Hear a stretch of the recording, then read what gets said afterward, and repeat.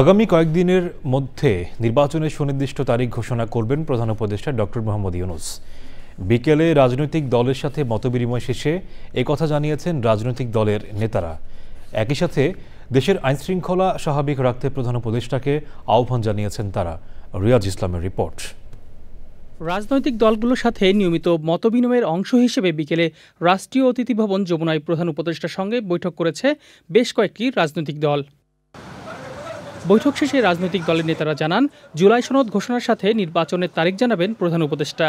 আগামী ৪-৫ দিনের মধ্যে নির্বাচনের একটা সুনির্দিষ্ট সময় সীমা তারিখ উনি ঘোষণা করবেন।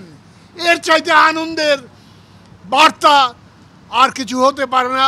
নির্বাচনী তারিখ, প্রক্রিয়া সবকিছু মাননীয় প্রধান উপদেষ্টা জাতির সামনে উন্মোচন করবেন এবং আমাদের সবাইকে সামনের স্টেবল স্বচ্ছ বাংলাদেশ গড়ার যে নির্বাচন, সেই নির্বাচনের প্রত্যাশা আজকে পরিষ্কারভাবে উনি আমাদেরকে দিয়েছেন। কয়েকজন রাজনৈতিক দলের নেতা বলেন, সরকারের মধ্যে আরেক সরকার লুকিয়ে আছে বলেই আইন শৃঙ্খলা পরিস্থিতি নিয়ন্ত্রণ হচ্ছে না।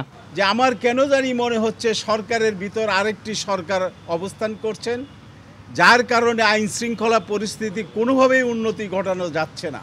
কিন্তু কোনো অবস্থাতেই মানবাধিকার লঙ্ঘন করে আইন শৃঙ্খলা পরিস্থিতি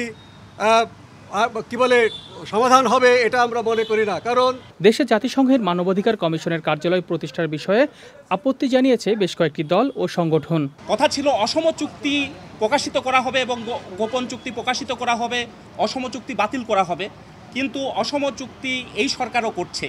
এই ধরনের পদক্ষেপ সেটা বিভাজন তৈরি করে। স্ট্রংলি ঐক্যবদ্ধ থাকতে চাই, যেন কোনোভাবেই পরাজিত শক্তি এবং তার দোসরেরা কোনোভাবেই মাথা চাড়া দেওয়ার সুযোগ না পায়। হিউম্যান করিডোরের ব্যাপার সিদ্ধান্ত নিয়েছে, তারপরে জাতিসংঘের মানবাধিকার কমিশনের অফিসের ব্যাপারে সিদ্ধান্ত নিয়েছে। এগুলা কিন্তু আসলে অন্তর্বর্তীকালীন সরকারের কাজের মধ্যে পড়ে না। ইতিহাস এবং ঐতিহ্য এবং ধর্মীয় অনুভূতির সাথে সংশ্লিষ্ট অনেকগুলি বিষয় এখানে রয়েছে, যেগুলো নিয়ে আমাদের কনসার্ন আছে এবং আমরা উদ্বিগ্ন, দেশের ধর্মপ্রাণ মানুষ উদ্বিগ্ন।